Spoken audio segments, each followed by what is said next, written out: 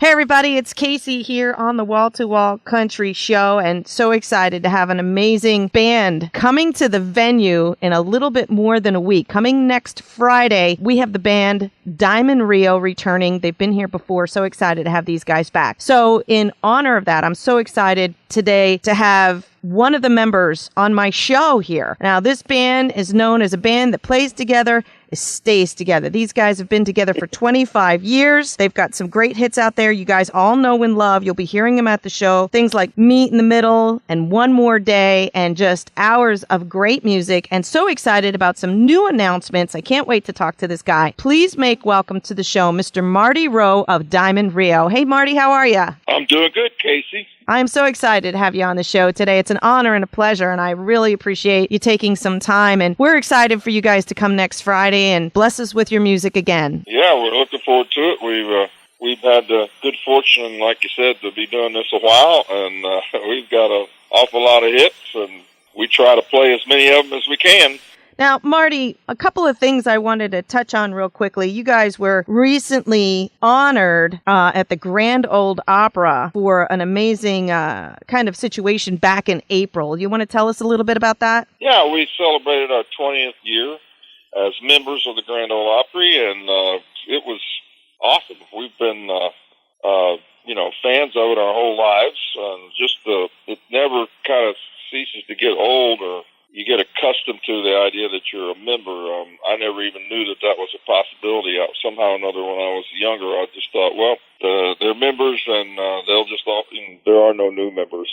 But we've been playing there for 30 years, probably, and it's been a lot of fun to actually be considered, alongside all the legends in our business, and get to know them and become friends with so many cool people. Yeah. I mean, you guys are standing up in the ranks of, recently we just lost little Jimmy Dickens and people like Porter Wagner. I mean, is that still a pinch me moment for you guys to be recognized in that kind of way? Oh, I knew them well. They were friends of mine. I had them on my speed dial. Oh, nice. In my cell phone. Yeah, I used to go fishing with Porter some, and did a lot of hunting and fishing with Dickens. Tater, we call him. Oh, nice. Yeah, it was difficult to lose them, but just a great honor and a thrill to just become friends, to be able to pick their brains about the business and learn things and hear stories that I can't repeat and all those kind of things. It's a lot of fun. Awesome. To know all those guys. Speaking of picking brains, let me ask you this. Now, you guys have been in the business for a long time. You've seen a lot of different things kind of come and go. If you had a couple pieces of advice for some of these new and upcoming acts that are, kind of getting into country, the lines of country and rock and all that's kind of getting blurred, but what would be some of the staple things that you think, no matter what, some of these new artists should really kind of keep in their hat to be successful as you guys have been? I guess one of the first things would be, don't try to be somebody else, which I think happens a lot of times. A lot of acts, they are fans of something else, whatever, and that's cool. And they have that influence in them, but you gotta make it your own. Be who you are, and don't necessarily make any apologies for it. At the same token, listen to people who are giving you genuinely good advice. For us, it took a while for us to convince people in Nashville that what we were doing was, viable, I guess, because what we were doing wasn't exactly like a lot of other bands. So we had to kind of stick to our guns, and we went a while before they knew about us, but they wanted us to be something we weren't a lot of times. Like Alabama was rocking in the 80s, and we were trying to get going there in the middle of the 80s. Restless Heart, the good friends of ours, hit big as a band, as far as bands go. And so we I think that's some good advice. I don't know, you got to protect yourself somewhat from, once you have a little bit of success, there's a lot of folks there that might misguide you. Yeah. Or try to take advantage of you. So, yeah. that's what I would say to some of the younger acts that have already gotten their record record deal and they're shot and they're having success. Yeah. I think what happens is maybe it's like a whirlwind for some of these kids or people, whatever, and then, definitely, they kind of get lost. And I've talked to a lot of artists, and some of the artists, it's like, well, I went to business. I have a business background. And I think that's one of the smartest things that an artist maybe... You had a business background and understood, business in itself, how to take care of your money. I have a degree in business, yes, and it has helped me tremendously. Just in the very beginning, I took a class called contract law. Sounds really boring. It really was, but I actually kind of enjoyed it. And when we were negotiating, writing contracts and record deals and stuff, I could somewhat get all that legal jargon that goes down in a contract, and I ended up actually explaining it to my partners somewhat, along with our lawyer. But and just dollars and cents of things for sure. There's so many of my colleagues and peers that have trusted friends, whatever, to kind of do it, and they want to kind of not think about that kind of stuff, and have all the fun and not do much of the work, behind the scenes. And they sometimes get in trouble, financially, because they trusted further than they should have. That is definitely an issue. But it is. There's no question that it's a whirlwind. We went from nobody. 11 weeks later, we had the number one song in the country with Beat in the Middle. And when we were begging for work, and all of a sudden everybody wanted us to come play, we didn't know how to say no. We said yes to everything, because you are in that mode where, man, people are wanting to pay us to play shows, and the price was going up, and so it takes a while for you to go, hey, I've got to have some moderation here so that I can actually have a life and not, I was married, had children, and it took some adjustment. There's no doubt about it. Yeah.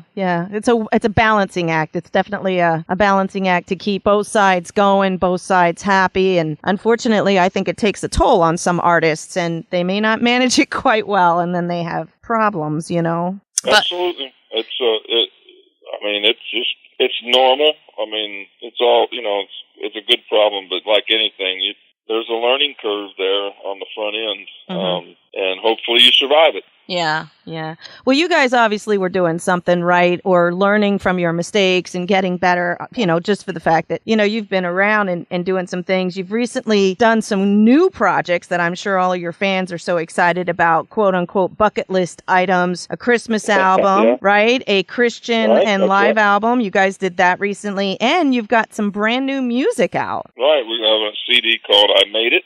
Yay! Jimmy actually wrote the title cut, and our guitar player, Jimmy Olander. Yeah, some of it was stuff we kind of had, in the can or on hold for years that we always wanted to do. We hadn't finished that.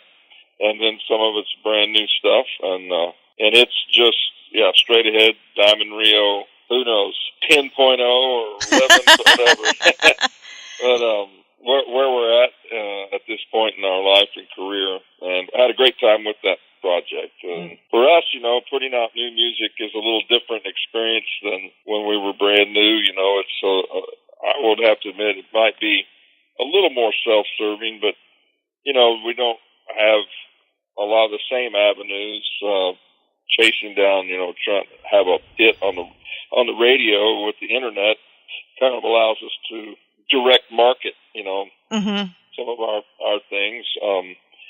And so that's a learning experience for us, to learn it's all on our own record label and our own publishing and that kind of thing, which is not that uncommon these days, but when we started out, that was highly uncommon. But, you can get it. You can go to diamondrio.com, check it out. You can go to iTunes, Amazon, all that stuff and find it. That's awesome. And there's quite a few cuts on this album, including the title track, I Made It, and, available online. Let me ask you, are there hard copies? Are you selling hard copies at your shows? Can the folks be looking for it? You can get it at Penn's Peak.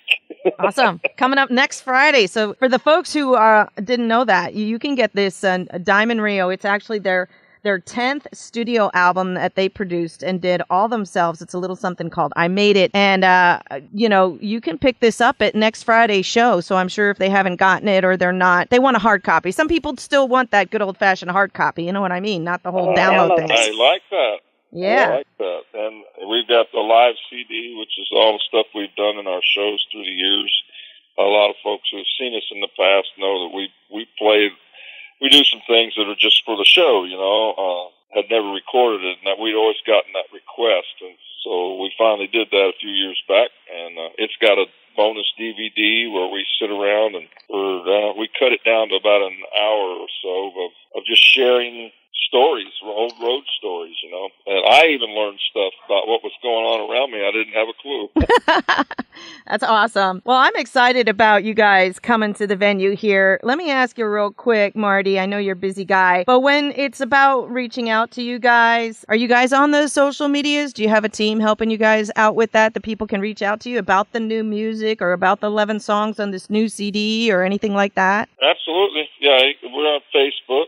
I don't do that, but our bass player, Dana, kind of handles that. Okay. For our group and passes that along to all of us for any questions, and he kind of is the point man on it. But yeah, it's Diamond Rio at Facebook, I guess, or however that works. Yeah. Well, I'm sure they can find the link from your website, which I want to say again is diamondrio.com. It's really quite that simple. Your Twitter link is on there. Your Facebook link is on there, and a lot of other things. Yep. Your store and all your merchandise, and of course, getting their hands on your albums, your Christmas album, your Christian album, this new album we're talking about here with all 11 songs on it called I Made It. Looking for all of that, plus your tour dates and all that stuff. How do you guys keep doing it? I mean, 25 years plus. What does it take, Marty? What does it take to keep doing it? Let's see. College tuition, marrying off 2 daughters. We enjoy doing what we do. We cut back several years ago and decided to do only between 70 and 80 shows a year. We used to do twice that many or more. Mm-hmm. And so we kind of reached a comfortable middle ground. But even that, like right now, this year, we're going to do more than that, which is great. But we just started we did a Christmas show last year at Opryland. We were kind of in residence there. We did 38 shows in 34 days. Wow. And it was great. We construct, it's not just, okay, Diamond Rio's going to play some hits and they're going to play some Christmas songs. We put together an actual Christmas production. And so we decided to take that on the road this year. And so now our December is packed. Nice. And that's kind of added an additional amount of dates for us. But the cool thing is that it's a totally different show, and it holds our interest for sure. So if you see us, when we're at Penn Peak, we can come back, in the winter, and it will not be the same show.